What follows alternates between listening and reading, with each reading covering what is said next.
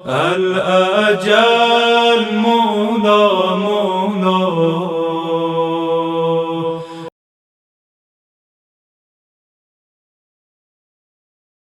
لا حول ولا قوة إلا بالله العلي العظيم. حسبنا الله نعم الوكيل نعم المولى ونعم النصير.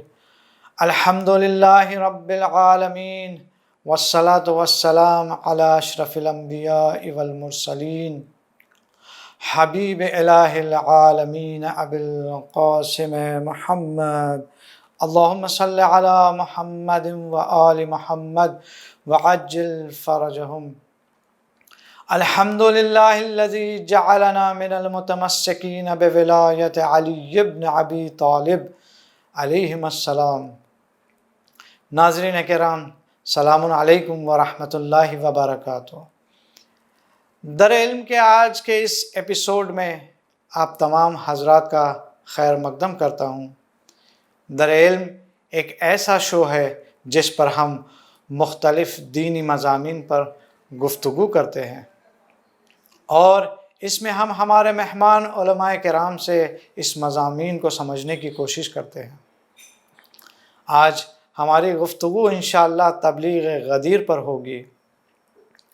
اللہ تبارک و تعالیٰ نے سورہ مائدہ کی 67ویں آیت 67 آیت میں اپنے حبیب رسول اکرم صلی اللہ علیہ وآلہ وسلم کو بھی یہ حکم دیا. ارشاد رب العزت ہوتا ہے، بسم اللہ الرحمن الرحیم، یا ایہا الرسول بلغ ما انزل الیک من ربک وان لم تفعل فما بلغت رسالتہ واللہ یعصمک من الناس. اے رسول، پہنچا دیجئے جو آپ پر نازل کیا گیا ہے آپ کے رب کی طرف سے، پس اگر آپ نے یہ نہ پہنچایا تو رسالت کا کوئی کام انجام نہیں دیا، اور اللہ آپ کی لوگوں سے حفاظت کرے گا.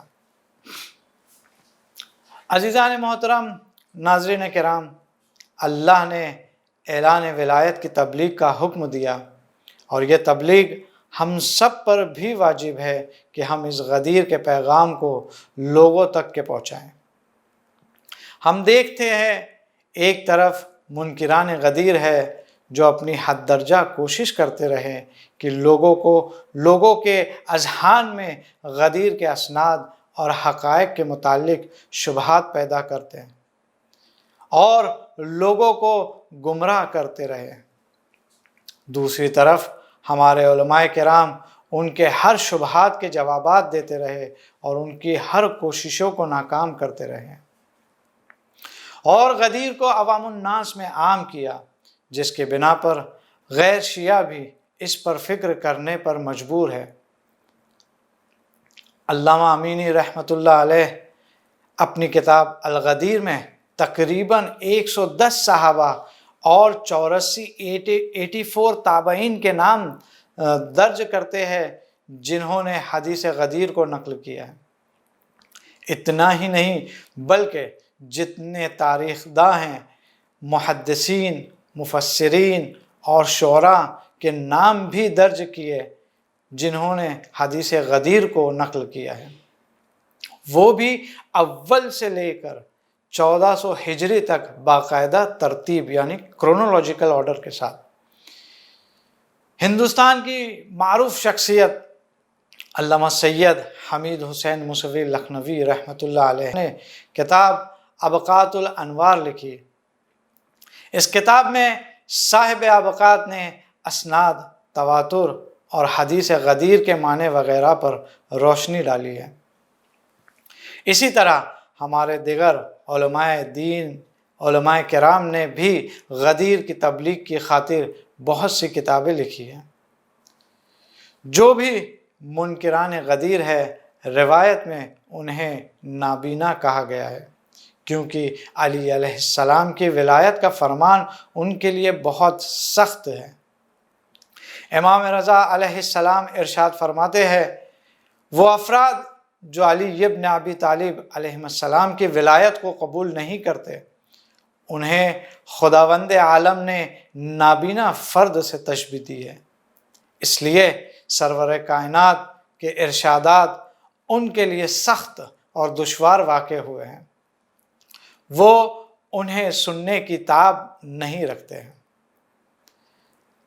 آئیے ایسے ہی کچھ شبہات کے جوابات کے لیے آج ہمارے اس ٹاک شو میں معروف شخصیتیں موجود ہے۔ ہمارے پہلے پینلسٹ ہے حجت الاسلام والمسلمین آقائے روح ظفر صاحب قبلہ۔ آپ امام جمعہ والجماعت شیعہ اثنا عشری جامع مسجد پالا گلی امام حسین چوک بمبئی میں امام جماعت کے فرائض کو انجام دے رہے ہیں۔ اس کے علاوہ آپ مذہبی اور دینی خدمات میں مشغول رہتے ہیں۔ شب و روز آپ کی یہ کوشش رہتی ہے کہ بچوں اور نوجوانوں کو دینی تربیت کی طرف انہیں راغب کیا جائے۔ آپ تربیت اور تبلیغ کے میدان میں بہت ہی محنت سے کام کرتے ہیں۔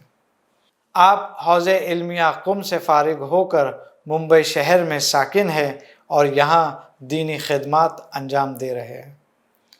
ہم اپنے اس شو میں آپ کا خیر مقدم کرتے ہیں۔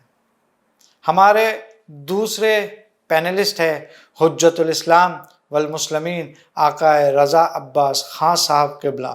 آپ حوزہ علمیہ قم سے فارغ ہونے کے بعد خود بمبئی میں حوزہ امام باقر علیہ السلام بھیونڈی کے ذمہ داری اور دینی خدمات کو انجام دینے کے بعد آپ آج اس وقت شہر حیدرآباد میں مدرسہ حوزۃ المہدی علیہ السلام میں پرنسپل کی حیثیت سے وہاں کے طلاب علوم دین کی خدمات اور تعلیم دین میں مشغول ہیں، اور شہر حیدرآباد میں دیگر دینی اور مذہبی خدمات میں ہمیشہ سرگرم رہتے ہیں۔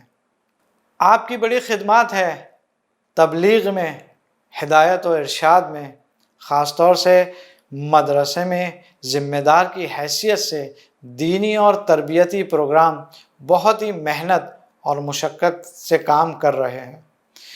دیگر مدرسوں میں بھی وہاں بچوں کی دینی تربیت کا کام کرتے ہیں۔ وہاں کے مساجد میں بعض جگہ پر ائمہ امام جماعت کا انتظام بھی آپ کے ذریعے ہوتا ہے۔ خاص کر کے ماہ مبارک رمضان آپ کے توسل سے شہروں میں دینی کلاسوں کا اہتمام کیا جاتا ہے، جو کافی حد تک وہاں پر دینی بیداری کا سبب قرار پایا ہے۔ آپ حجت الاسلام والمسلمین آقائے وسیع الحسن خان صاحب قبلہ کے چھوٹے بھائی ہے، جو حیدرآباد میں سکونت اختیار کیے ہوئے ہیں اور خدمات انجام دے رہے ہیں۔ ہم آپ کا اس ٹاک شو میں استقبال کرتے ہیں۔ ہمارے تیسرے پینلسٹ ہے حجت الاسلام والمسلمین آقائے محسن زیدی صاحب قبلہ۔ آپ بھی ایران سے فارغ و تحصیل ہو کے ہندوستان آئے، اور آنے کے بعد حوزہ علمیہ امیر المؤمنین علیہ السلام سے متعلق جو مدارس حیدرآباد میں ہیں، مدرسہ حوزۃ المہدی علیہ السلام میں تدریس کے فرائض اور مسئولیت کے عنوان سے فرائض انجام دے رہے ہیں، اور شہر حیدرآباد میں بہت ہی محنت اور سنجیدگی کے ساتھ دیگر تبلیغی اور دینی کلاسوں کا اہتمام کرتے ہیں۔ آپ کے توسل سے بھی ماہ مبارک رمضان میں دینی کلاسوں کا اہتمام ہوتا ہے، اور آپ یوں عام دنوں میں بھی دینی خدمات میں مشغول رہتے ہیں اور بچوں کو دینی اور تعلیمی تربیت میں بہت ہی انہماک سے کام کرتے ہیں۔ اس کے علاوہ آپ کی دیگر میدان میں بھی بہت سی خدمات ہیں، اور محرم میں اور دیگر ایام میں بھی مجلس امام حسین علیہ السلام اور تبلیغ مذہب اہل بیت علیہم السلام قلم سے زبان سے خدمت انجام دیتے رہتے ہیں۔ اللہ تعالیٰ سب کی خدمات کو قبول کرے۔ آئیے اس ٹاک شو کو آگے بڑھاتے ہیں اور ہم یہ جاننے کی کوشش کرتے ہیں کہ کیا حدیث غدیر بخاری میں موجود ہے۔ اس بات کو سمجھنے کے لیے میں رجوع کرنا چاہوں گا ہمارے پہلے پینلسٹ عالی جناب مولانا روح ظفر صاحب قبلہ کی خدمت میں۔ آگا ہم یہ جاننا چاہتے ہیں کہ اہل تسنن اس لیے حدیث غدیر کا انکار کرتے ہیں کہ وہ یہ کہتے ہیں کہ حدیث غدیر کو بخاری نے نہیں نقل کیا ہے، لہٰذا معتبر نہیں ہے۔ ہم گزارش کرتے ہیں کہ آپ اس پر تھوڑی روشنی ڈالیں اور ہمارے لیے یہ واضح کریں۔ تمام ناظرین کی خدمت میں مبارکباد پیش کرتے ہیں اور اس مبارک موقع کی عید غدیر کی خاص مبارک آپ کی خدمت میں اور اپنی جانب سے، سب کی جانب سے، تمام خادمین امام زمان کی جانب سے اپنے زمانے کے امام کی خدمت میں مبارکباد پیش کرتے ہیں۔ اور یہ جو سوال پیش کیا گیا ہے، اسی سوال کی روشنی میں انسان کو غور کرنا چاہیے۔ کتاب صحیح بخاری اور صحیح مسلم کے لکھنے والوں نے بھی یہ دعویٰ نہیں کیا ہے کہ جو حدیث ہم نے نقل کیا ہے صرف وہی صحیح ہے، بلکہ ان کا اعتراف ہے کہ جو صحیح روایتیں وہ نہیں لائے ہیں وہ بہت زیادہ ہیں۔ ایسا کہیں نہیں لکھا ہے، ان دونوں کتابوں میں کہیں نہیں آیا ہے کہ جو اس کتاب میں نہیں آیا وہ ضعیف اور بے اعتبار ہے، ایسا کہیں نہیں آیا ہے۔ لہٰذا انسان کو غور کرنا چاہیے، ضعیف ہے یا بے اعتبار ہے، ان کا ماننا ہے کہ ہم اپنی کتابوں کو صحیح روایتوں میں جو ہم نے زینت دیا یہ کچھ روایتیں ہیں، ساری روایتیں نہیں ہیں، ٹوٹل روایتیں نہیں ہیں۔ جناب نووی نے صحیح مسلم کی شرح کرتے ہوئے خود مسلم کے قول کو اس طریقے سے نقل کیا کہ میری نظر میں سب کچھ جو صحیح تھا وہ سب میں اپنی کتاب میں نہیں لا سکتا ہوں، مکمل نہیں لایا ہوں۔ نووی تو اس بات کی شرح کرتے ہوئے لکھتے ہیں کہ اگر یہ دعویٰ کیا جائے کہ جو کچھ وہ تمام حدیثیں جن کے صحیح ہونے کا اجماع ہے فقط اس کتاب میں آئی ہے تو یہ بھی دعویٰ مشکل ہے، یہ بھی مشکل دعویٰ، یہ بھی قابل قبول نہیں ہے۔ اسی طرح خود جناب بخاری صاحب خود صراحت سے کہتے ہیں جو وہ اس کتاب میں نقل کیا ہے سب صحیح ہے، لیکن وہ صحیح روایتیں جو ساری روایتیں جو ہے وہ سب کچھ ہم مکمل طریقوں سے اس کتاب میں نہیں لائیں کیونکہ وہ اس سے کہیں زیادہ ہو سکتی ہیں۔ ابن حجر نے اس بات کی شرح کرتے ہوئے خود ابن حجر کہتے ہیں کہ اگر تمام صحیح روایتوں کو لے آتے تو بہت بڑی ضخیم کتاب ہو جاتی۔ ابن حجر نے کچھ واسطوں سے جناب بخاری سے اس قول کو نقل کرتے ہوئے کہا کہ اگر سب صحیح روایتیں آ جاتی تو اتنی کتاب بڑھ جاتی کہ اس کا بیان کرنا مشکل ہو جاتا۔ لہٰذا اگر انسان یہ کہے کہ ساری صحیح روایتیں یعنی جو اس صحیح مسلم اور صحیح بخاری میں نہیں آئی ہیں یا جو صحاح ستہ میں نہیں آئی ہیں ان کا اعتبار نہیں ہے تو اس طریقے سے ہزاروں روایتیں بے اعتبار ہو جائیں گی، فقہ و احکام کا باب بند ہو جائے گا، تفسیر و تاریخ کا حصہ ختم ہو جائے گا۔ نہ جانے کتنی روایتیں ہیں کہ جو ان کتابوں میں نہیں آئی ہیں، جو صحیح روایتیں نہیں آئی ہیں۔ کیا شبہ کرنے والے ابن تیمیہ اور ابن عبد الوہاب یہ جتنے بھی ہیں یہ لوگ کیا اس بات کو قبول کریں گے؟ میں ان سب لوگوں سے محترمانہ طور پر پوچھنا چاہتا ہوں، کیا وہ اس نتیجے کو قبول کر لیں گے کہ پھر یہ سارے باب بند ہو جائیں؟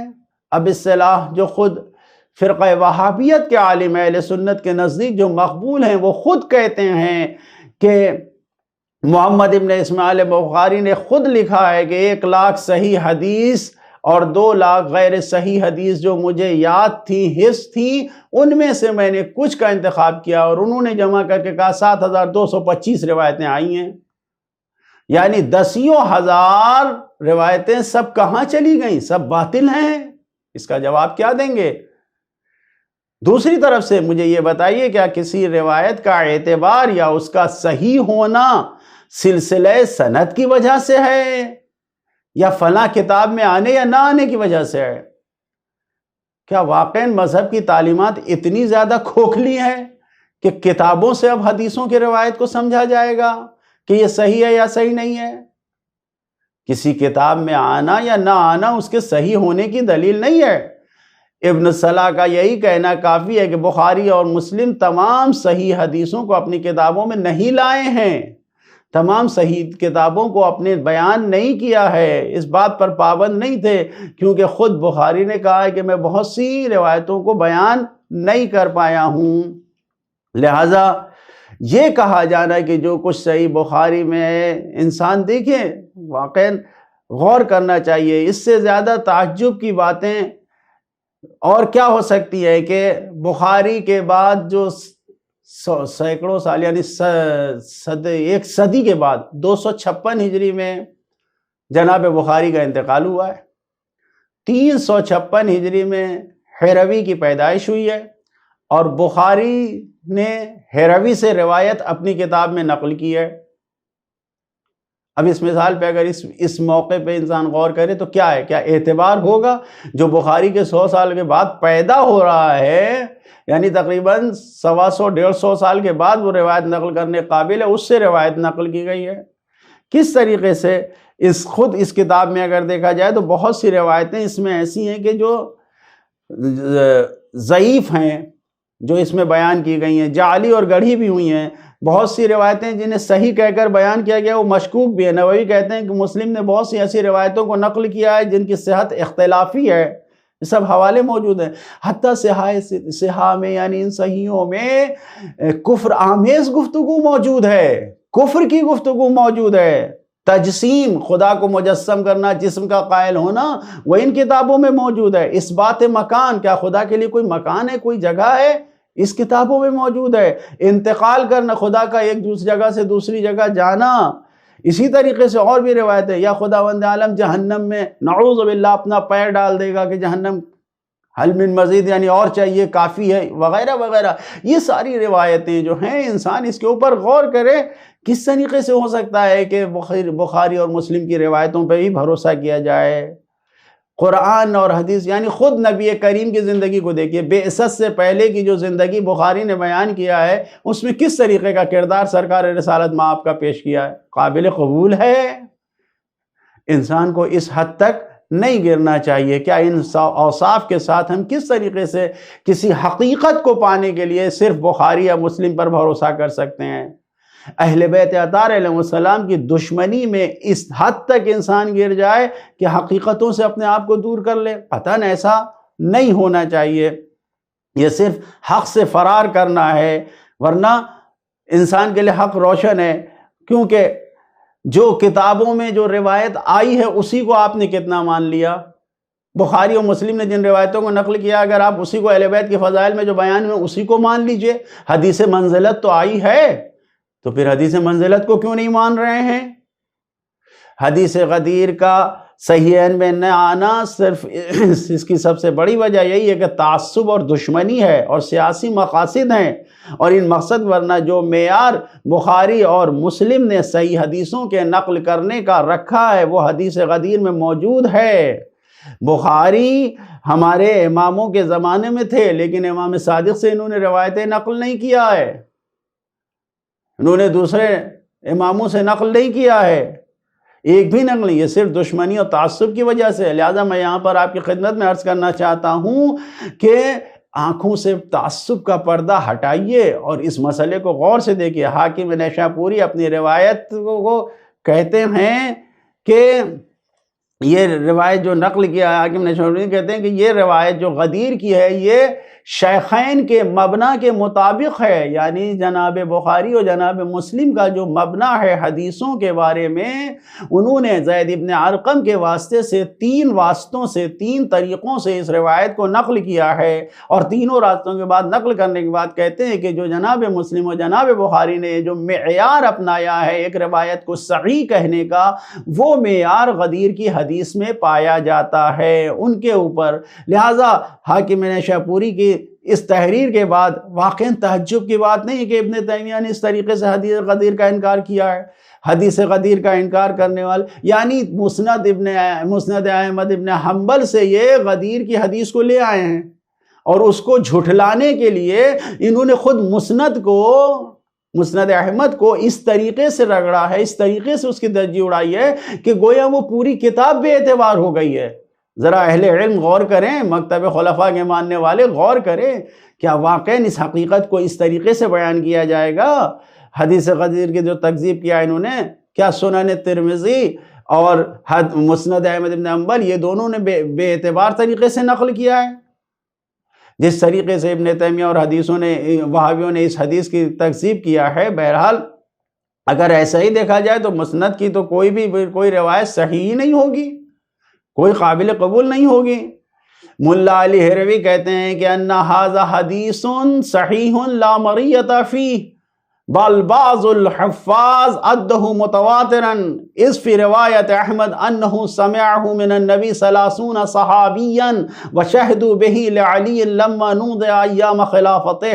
فرماتے ہیں کہ یہ حدیث صحیح ہے، اس میں کوئی شک نہیں ہے، بلکہ بعض حفاظ نے تو اس کو متواتر گنا ہے، اور احمد ابن کی روایت میں کہ انہوں نے وہاں پر نبی سے ڈائریکٹ تقریباً 30 صحابیوں نے سنا ہے، اور مولا علی کی خلافت کے زمانے میں، یعنی جو ان کی نظر میں چوتھی خلافت ہے، اس زمانے میں جب یہ بحث ہونے لگی، نزاع ہو گیا، تو اس مسئلے میں تو 30 صحابیوں نے گواہی دیا ہے حدیث غدیر کے صحیح ہونے پر کہ یہ حدیث ہے۔ فقیہ ضیاء الدین مقبلی یہ کہتے ہیں کہ اگر یہ حدیث صحیح اور معلوم نہ ہو تو پھر دین کا کوئی بھی مسئلہ قابل قبول صحیح نہیں ہے۔ ابن حجر کہتے ہیں کہ اگر من کنت مولا ہو فھذا علی فعلی مولا، یہ روایت یہ ترمذی اور نسائی کے جیسے انہوں نے نقل کیا ہے، اور یہ بہت زیادہ صحیح طریقوں سے سامنے آئی ہے۔ جو اس روایت میں جو راوی ہیں، جو طریقہ ہے، ابن عقدہ نے پوری ایک کتاب لکھ کے اس کو بیان کیا ہے، یہ سب کچھ مکتب خلفاء میں موجود ہے۔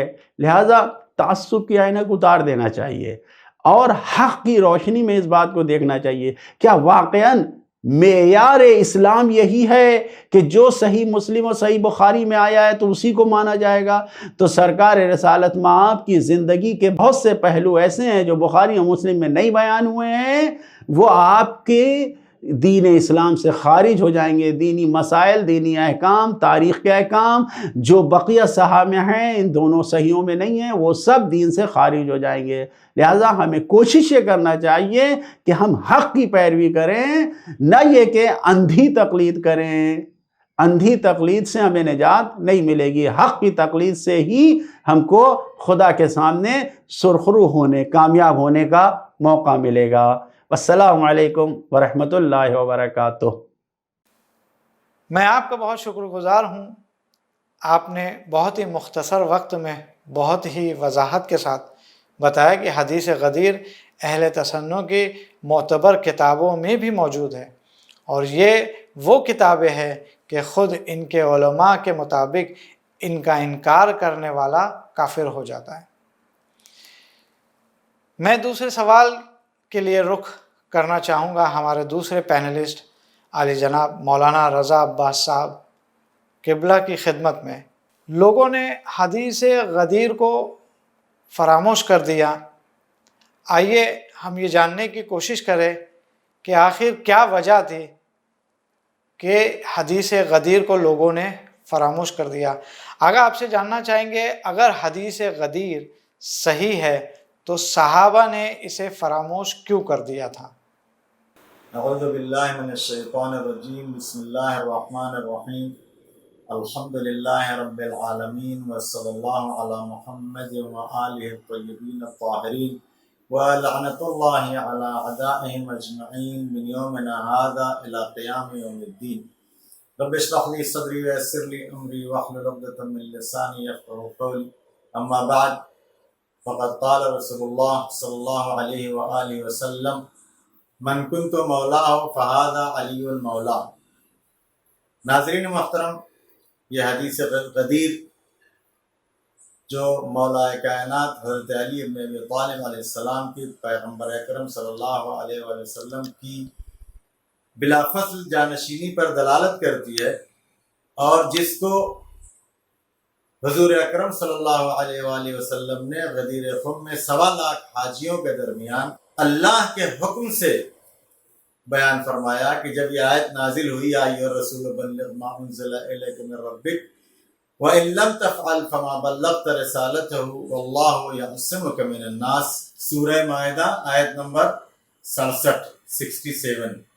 اور پھر اس آیت کے نازل ہونے کے بعد پیغمبر اکرم نے غدیر خم کے میدان میں سارے حاجیوں کو جمع کر کے اس حدیث کو ارشاد فرمایا، اور پھر اس حدیث کے ارشاد کے بعد لوگوں کو یہ حکم دیا کہ جا کر کے علی کے ہاتھوں پر بیعت کریں، اور 3 دن تک یہ بیعت کا سلسلہ چلا، اور آ کر کے لوگوں نے مولا کائنات کو ولایت اور پیغمبر کے بعد خلافت کی مبارکباد دی، اور بعض لوگوں نے تو یہ جملہ کہہ کر کے مبارکباد دی کہ بخل مخل لک یا ابن ابی طالب اصبحت مولاي و مولا کل مؤمن و مؤمنہ۔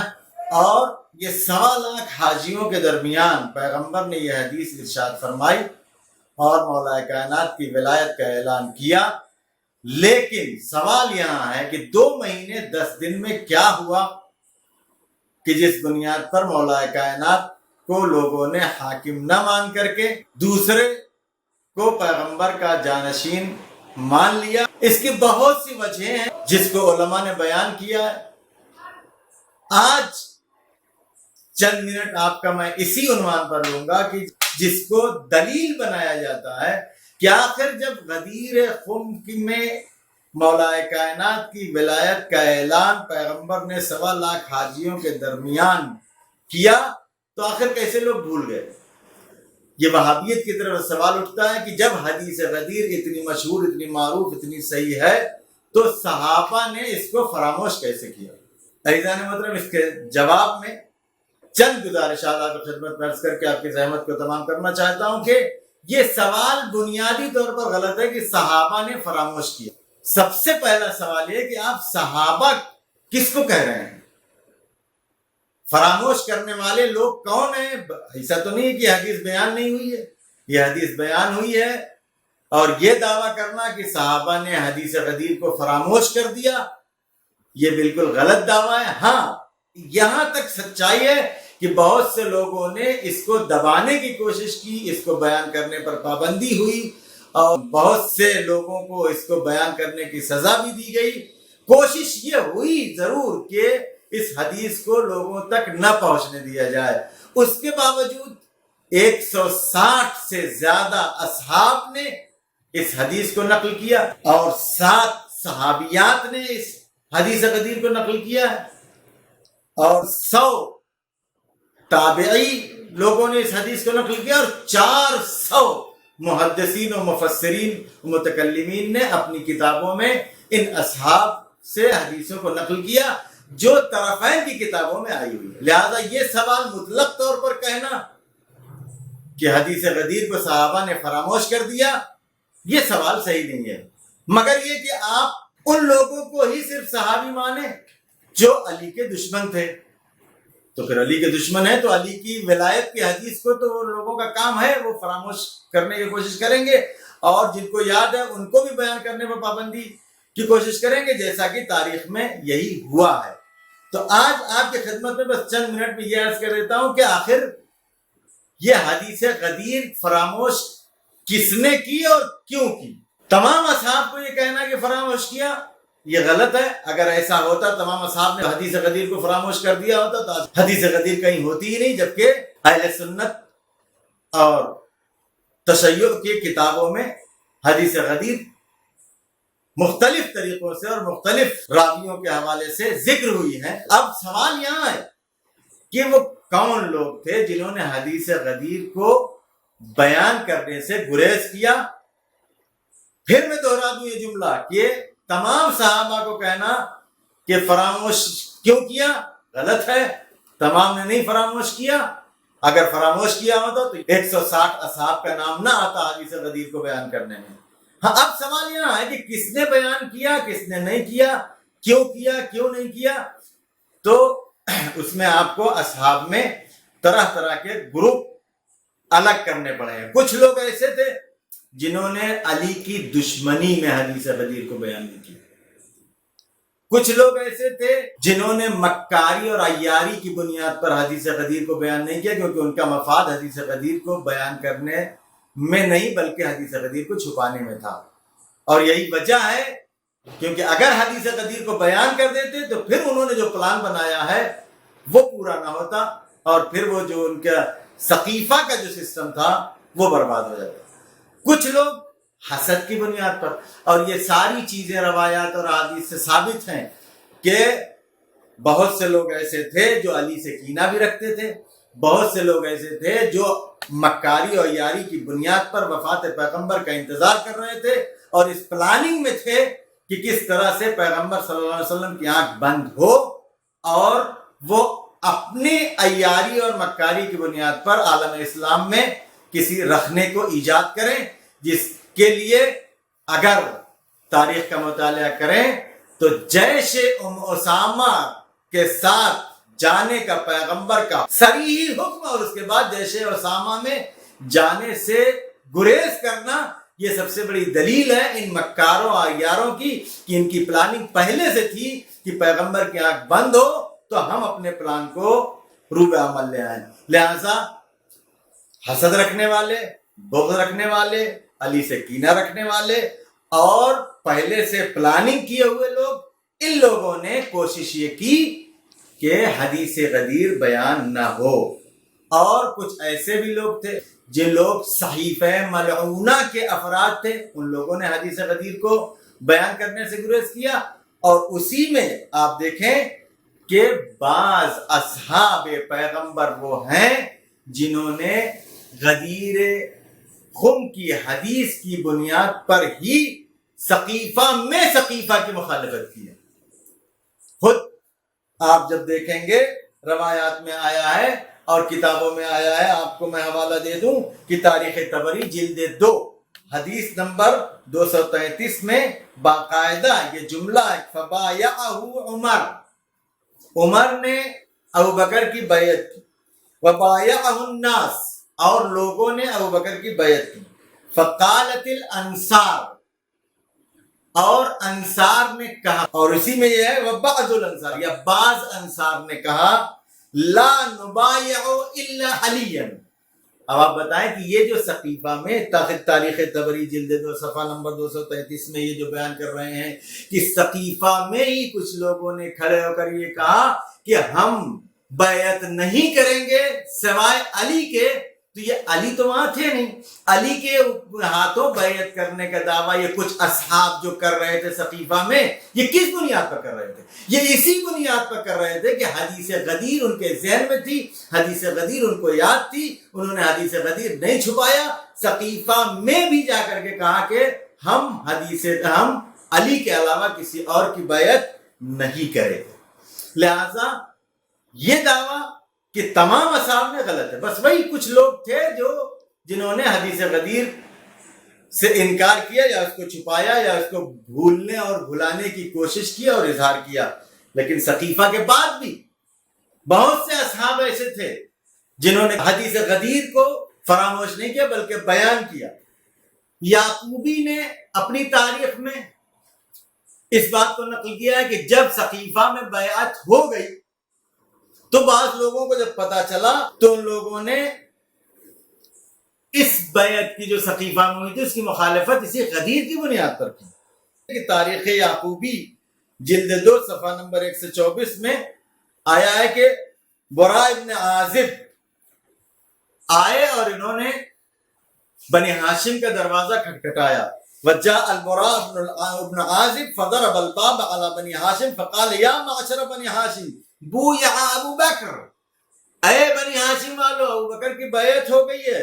فقال بعضهم ما كان المسلمون يحدثون حدثا نغيب عنه، لوگ نے کہا کہ ایسا نہیں ہو سکتا کہ مسلمان کوئی ایسا کام کرے جس میں ہم لوگ نہ ہو۔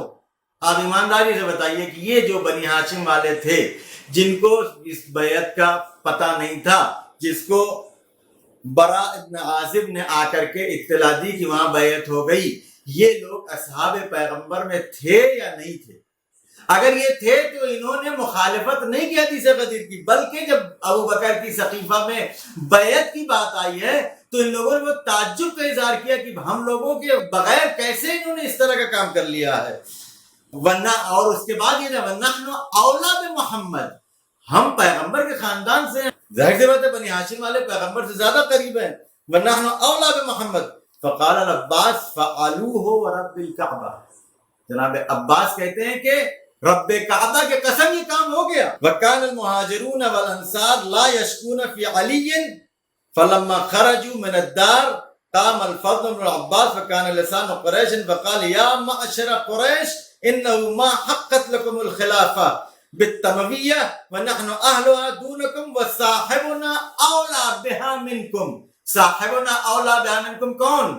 مولا کائنات حضرت علی بن ابی طالب علیہ السلام ہم سب سے افضل ہیں اس ولایت کے لیے. کس بنیاد پر ہے یہ سقیفہ کی مخالفت؟ کس بنیاد پر ہو رہی ہے؟ یہ حدیث غدیر کی بنیاد پر. لہذا ایسے اصحاب موجود تھے جو علی کے چاہنے والے تھے، جو پیغمبر کا اتباع کرنے والے تھے، جن کو پیغمبر کی غدیر خم کی حدیث یاد تھی، اور اسی بنیاد پر ان لوگوں نے سقیفہ میں جو بیعت ہوئی تھی اس کی مخالفت کی.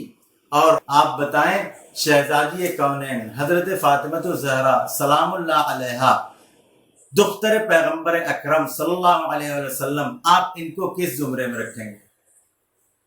یہ صحابیہ نہیں ہے؟ کچھ بھی درجہ اگر آپ نہیں دیں، آپ سب کو صحابی. یہ پیغمبر کی لخت جگر، پیغمبر کی پارے جگر، جس کے لیے پیغمبر نے خود ارشاد فرمایا فاطمہ تو بضعۃ منی. ان سے زیادہ معتبر کون ہے؟ اور شہزادی کونین اس ذات کا نام ہے جس نے لوگوں کے سامنے احتجاج کیا اسی حدیث غدیر کی بنیاد پر. اور طرفین کی کتابوں میں یہ اس بات کا تذکرہ ہوا ہے کہ جناب زہرا سلام اللہ علیہا نے جب یہ دیکھا کہ مولا کائنات کا حق غصب کیا جا رہا ہے، اور غدیر کی روایت اور غدیر کی حدیث جو پیغمبر اکرم صلی اللہ علیہ وسلم نے غدیر میں مولا کائنات کے میں ارشاد فرمایا تھا من کنت مولا فہذا علی مولا، اس کو فراموش کیا جا رہا ہے.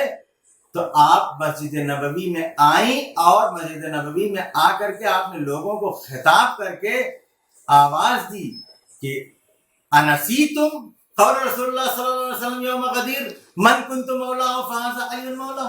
کیا غدیر کے دن کا بابا کا پیغمبر اکرم صلی اللہ علیہ وسلم کا یہ قول تم لوگ بھول گئے جس میں پیغمبر نے ارشاد فرمایا تھا کہ میں جس کا مولا ہوں علی اس کے مولا ہیں؟ صحابیہ اگر یہ دعویٰ کرنا ہے کہ اصحاب نے کیوں فراموش کر دیا حدیث غدیر، تو یہ دعویٰ غلط ہے.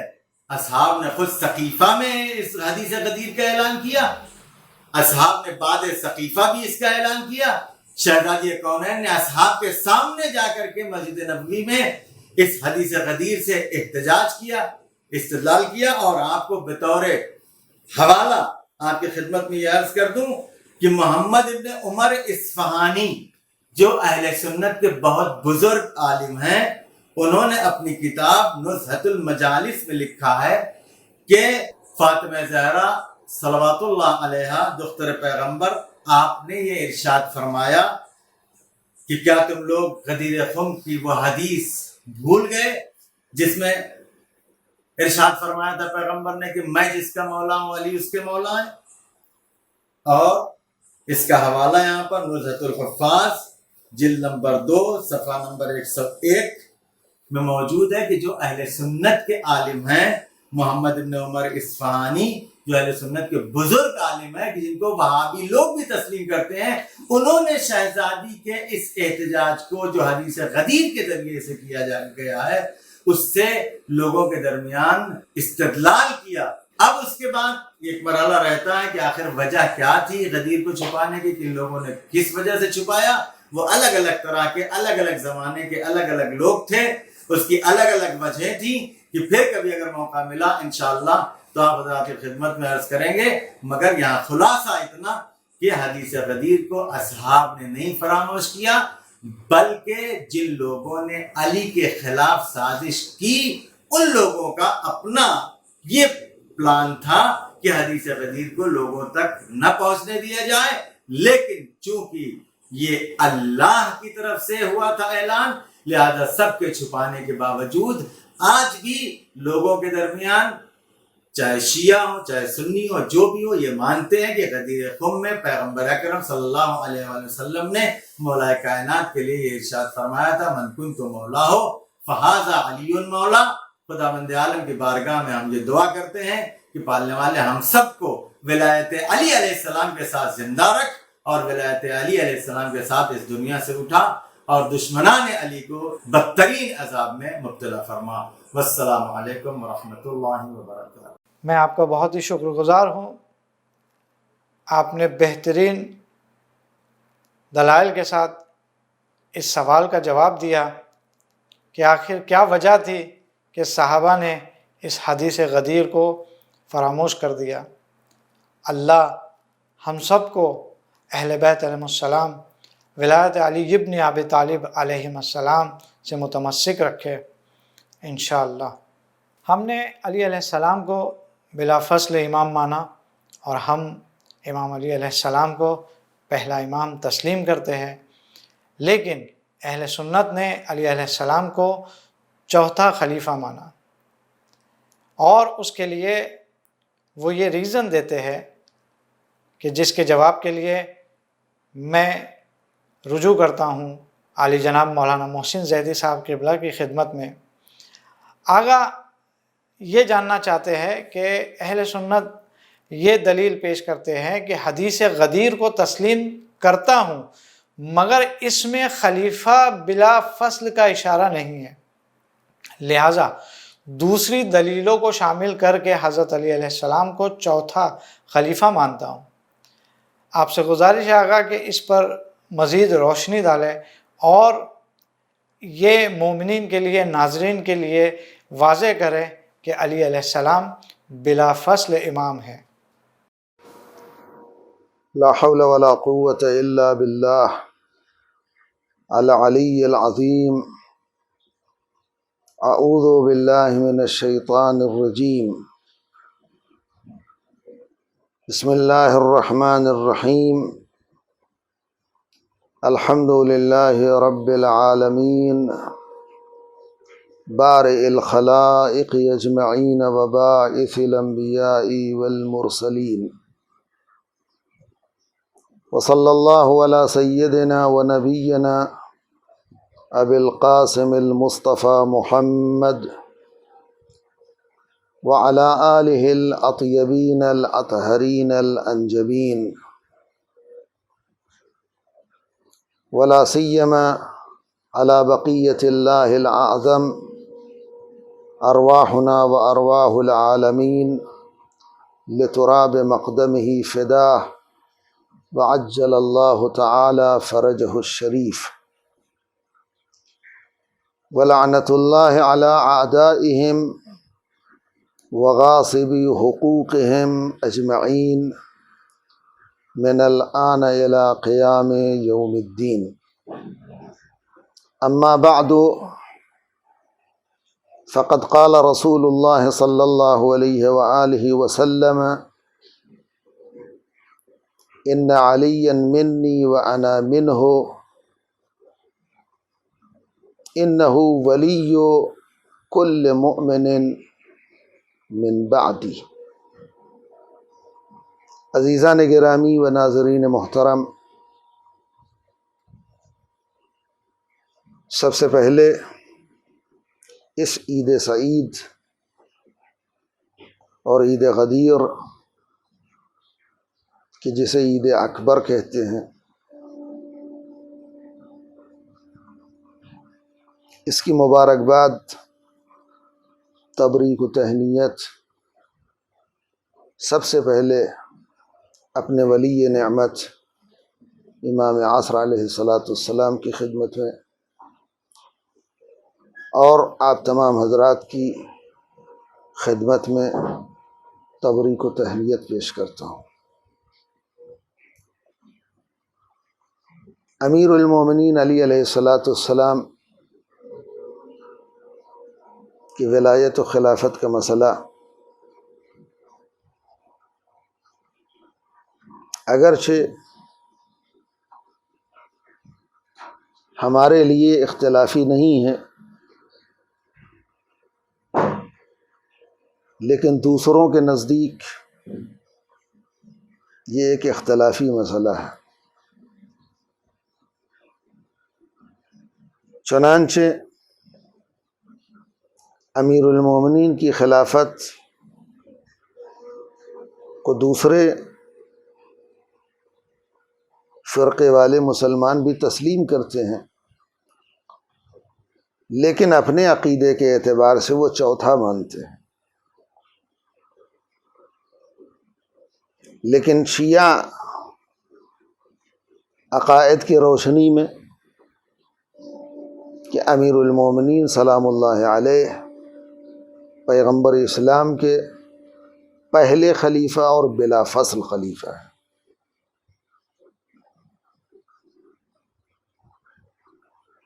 جس کے اوپر ہمارے علماء نے رضوان اللہ تعالی علیہم انہوں نے بہت ساری دلیلیں، بہت سارے براہین قائم کیے ہیں، لیکن جو کبھی کبھی دشمنوں کی طرف سے شبہات ایجاد کیے جاتے ہیں اور اعتراضات ہوتے ہیں، ان میں سے ایک دو اعتراض اور اس کا جواب اور بات ختم۔ سب سے پہلا تو یہ کہ حدیث غدیر جو مولا کائنات کے سلسلے میں بیان ہوتی ہے، من کنت مولاہ فہذا علی مولاہ، اس پر اعتراض ہوتا ہے کہ اس حدیث سے کہاں سے حضرت علی کی خلافت ثابت ہو رہی ہے، اور اگر ثابت ہو رہی ہے تو حضرت علی علیہ السلام نے اس حدیث کے ذریعے استدلال کیوں نہیں کیا، اس حدیث کے ذریعے احتجاج کیوں نہیں کیا؟ پہلی بات تو اس کے جواب میں یہ عرض کر دوں، آپ نے یہ کہاں سے کہہ دیا کہ اس حدیث سے حضرت علی کی خلافت ثابت نہیں ہو رہی؟ من کنت مولا فہذا علی مولا، جس کا میں مولا ہوں، جس کا میں ولی ہوں، جس کا میں سرپرست ہوں، اس کے یہ علی بھی مولا ہیں، ولی ہیں، سرپرست ہیں۔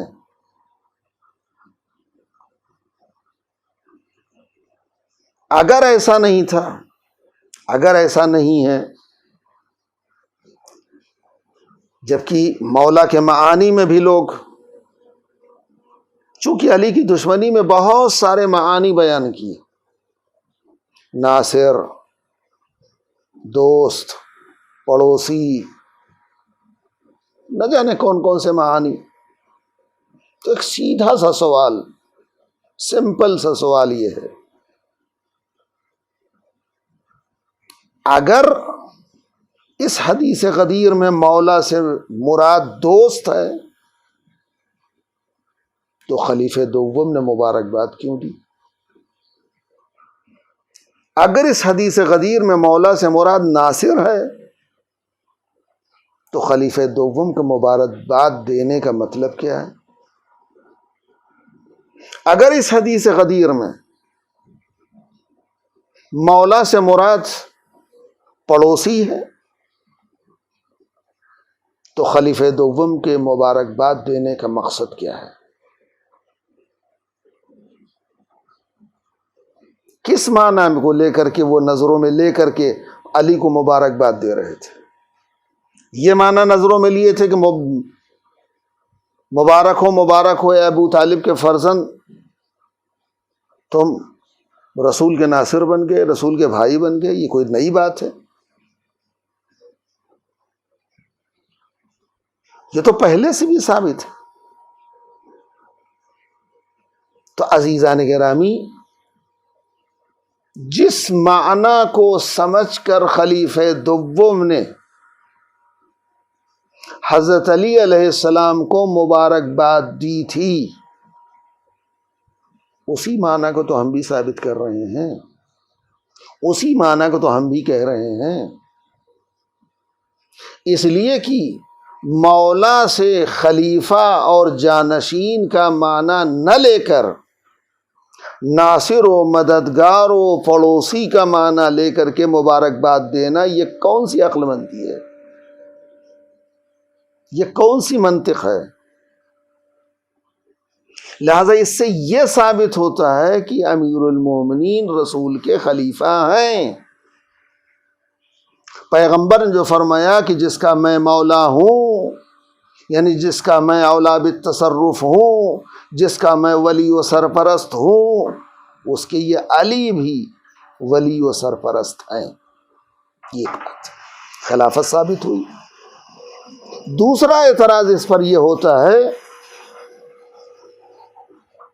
ٹھیک ہے حدیث غدیر سے علی کی خلافت تو ثابت ہو گئی، لیکن یہ کہاں سے ثابت ہے کہ پہلے خلیفہ ہیں؟ ہم بھی علی کو خلیفہ مانتے ہیں، ہم بھی علی کو ولی مانتے ہیں، جیسا کہ ابتدا میں نے حدیث نقل کی، پیغمبر نے فرمایا ان علی منی وانا منہ، انہ ولی کل مؤمن من بعدی،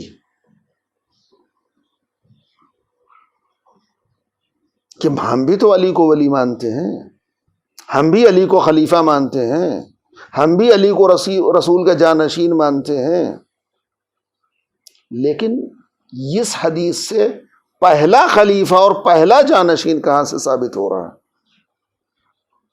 اس کا بھی سیدھا سا جواب ہے عزیزان گرامی۔ اور اس پر یہ اعتراض کرتے ہیں اگر حضرت علی پہلے خلیفہ تھے اور اس سے خلافت ثابت ہوتی ہے تو انہوں نے اس حدیث غدیر کے ذریعے سے استدلال کیوں نہیں کیا، استشہاد کیوں نہیں کیا، احتجاج کیوں نہیں کیا؟ آپ نے کہاں سے کہہ دیا کہ حضرت علی نے حدیث غدیر کے ذریعے احتجاج نہیں کیا؟ یہ کہاں سے ثابت ہو رہا ہے کہ حضرت علی نے حدیث غدیر کے ذریعے سے استشہاد نہیں کیا، استدلال نہیں کیا؟ متعدد موقعوں پر امیر المومنین نے حدیث غدیر کے ذریعے سے استدلال کیا ہے اور احتجاج کیا ہے۔ من جملہ انہی مواقع میں سے پہلا موقع پہلے خلیفہ کا دور خلافت، ابتدائی مراحل، جب لوگوں نے پہلے خلیفہ کی قہر و غلبے اور زور و زبردستی بیعت کی اور لوگوں نے ان سے کہا کہ سب نے بیعت کر لی ہے، اب علی باقی ہیں، ان کی بیعت لو، چنانچہ انہوں نے قاصد بھی روانہ کیا امیر المومنین سلام اللہ علیہ کے خدمت میں، اور اس نے آن کر کے امیر المومنین سے فرمایا عجب خلیفۃ رسول اللہ، رسول کے خلیفہ اور جانشین بلا رہے ہیں آپ کو۔ جیسے ہی اس قاصد نے حضرت علی علیہ السلام سے یہ فرمایا کہ آپ کو رسول کے خلیفہ نے طلب کیا ہے، بلایا ہے، فوراً امیر المومنین علی علیہ السلام نے فرمایا سبحان اللہ، ما اسرع ما کذبتم علی رسول اللہ، واہ سبحان اللہ، کتنی جلدی رسول پر جھوٹ کا الزام لگایا، کتنی جلدی رسول کو جھوٹا ثابت کر رہے ہو۔ انہ یعلم ویعلم الذین حولہ، جس نے بلایا ہے وہ بھی جانتا ہے اور جو اس کے اطراف ہیں وہ بھی بخوبی جانتے ہیں کہ ان اللہ ورسولہ لم یستخلفا غیری، وہ بھی جانتے ہیں اور ان کے اطراف رہنے والے بھی جانتے ہیں کہ اللہ اور اس کے رسول نے میرے علاوہ کسی اور کو خلیفہ نہیں بنایا۔ یہ استشہاد کیا کہہ رہا، یہ استدلال امیر المومنین کا کیا کہہ رہا، اس سے کیا ثابت ہو رہا ہے؟ اس سے امیر المومنین کی خلافت اور بلا فصل خلافت ثابت ہو رہی ہے۔ لہذا امیر المومنین نے اس حدیث غدیر کے ذریعے احتجاج کیا۔ اور دوسری بات یہ ہے کہ ولی سے مراد، مولا سے مراد خلیفہ ہی ہے، جانشین ہے، بقیہ اور کوئی معنی یہاں پر مولا کا نہیں ہو سکتا۔ اور اس حقیقت کو اہل سنت کے بزرگ اور معتبر علماء نے نقل کیا ہے اور اس کا اعتراف کیا ہے۔ چنانچہ ایک نام آپ کی خدمت میں پیش کرتا ہوں۔ علامہ ابراہیم ابن سیار، جو نظام معتزلی کے نام سے مشہور ہیں، جو یہ فرماتے ہیں، ان کا عقیدہ ہے کہ رسول اللہ نے صلی اللہ علیہ وآلہ وسلم، پیغمبر اسلام نے امیر المومنین علی علیہ السلام کو اپنا جانشین منتخب کیا، اپنا خلیفہ منتخب کیا، لیکن خلیفہ دوم نے اس حقیقت کو چھپایا، اس حقیقت کو پر پردہ ڈالا، اور سقیفہ بنی ساعدہ میں خلیفہ اول کے فیور میں اور نفع میں بیعت لی۔ ان کی نص سے عبارت یہ ہے،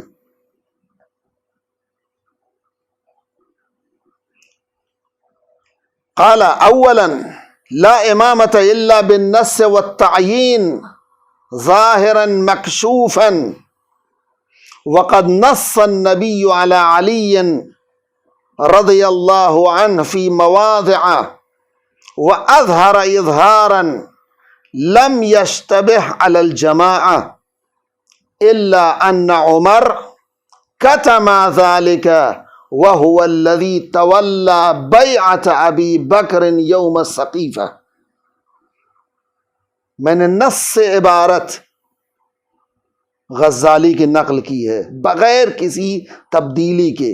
حضرت علی کے لیے رضی اللہ انہوں نے نقل کیا ہے، تو میں نے اسی رضی اللہ کو نقل کیا ہے سلام اللہ علیہ،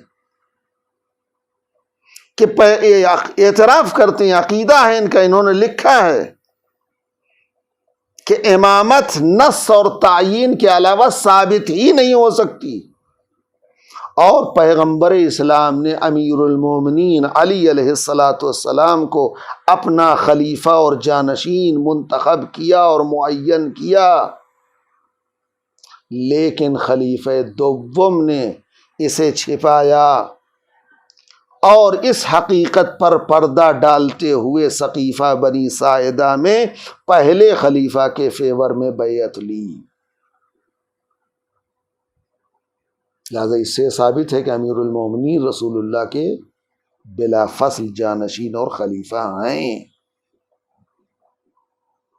جیسا کہ بہت سارے علماء نے اس کو قبول کیا ہے، نقل کیا ہے۔